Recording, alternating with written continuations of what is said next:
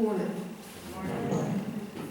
I'm Denise Anderson from All Souls Church, and I first need to let you know that I was stunned to find out as I was milling around in your corridor that my first UU minister in Charlotte, North Carolina in the 1980s was also a minister here, Reverend Dave McPherson.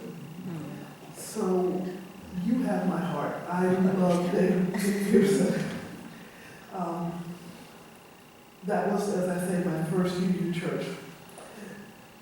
I've been at All Souls for about 25 years, but this year I celebrate my 20th year after signing the book.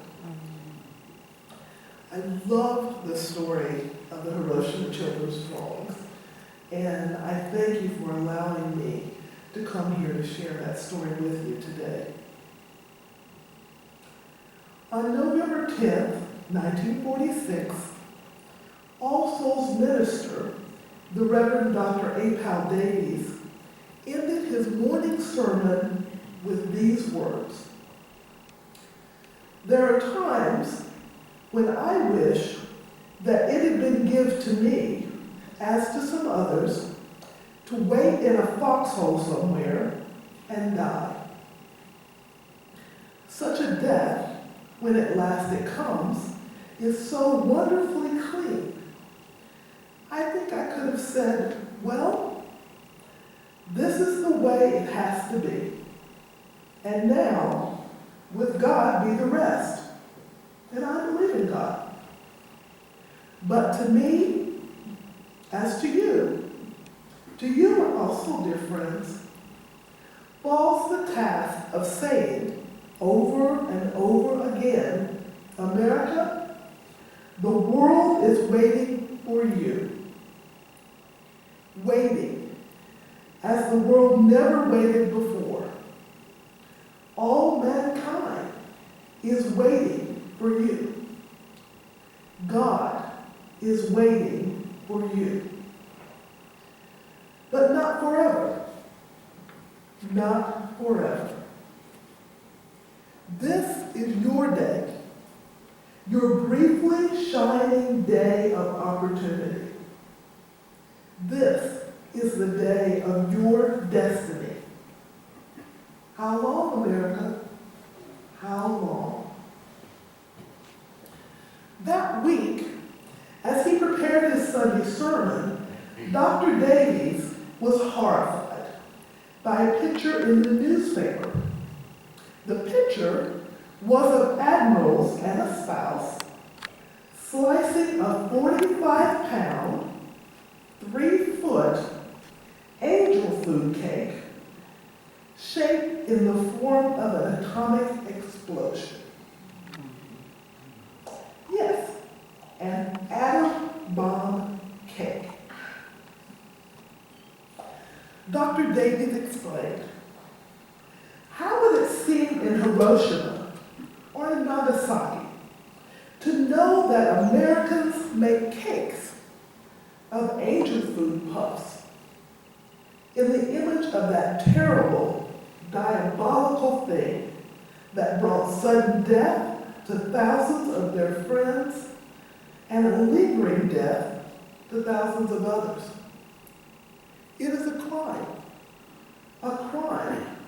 against whatever may be left of decency here in America, to do this incredible thing. It is the most corrupt and rotten thing I have seen in 18 years of living in this land I love, and which to me is the only hope for the human future on this globe.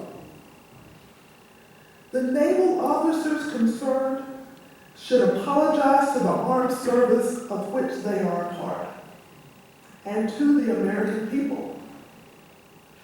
No apology would be sufficient to efface what it may mean to the people of the world.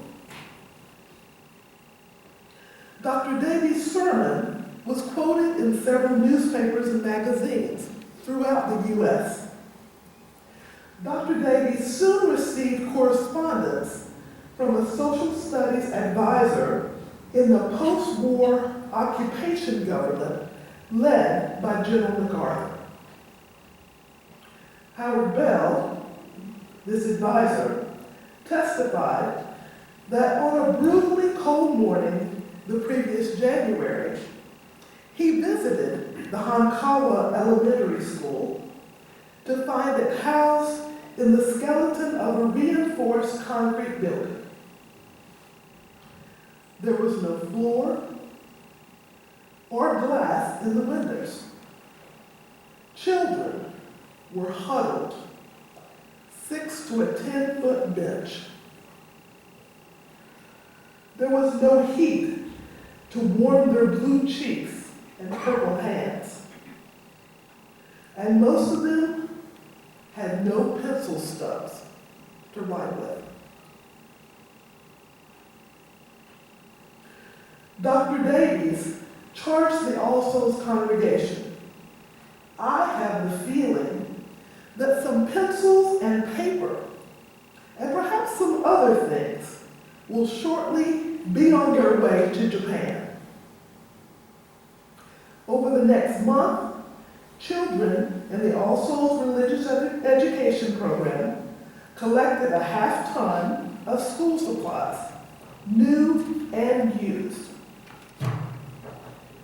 Being a pencil user myself, I love how the inventory of the school supplies begins with 400 small pencil stubs. Stubs.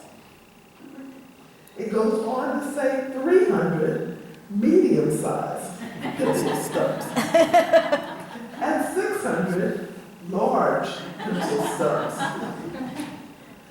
The list ends with 7 protractors, scissors, and glues. Yes, much of this gift was literally cleaned out of the children's desk.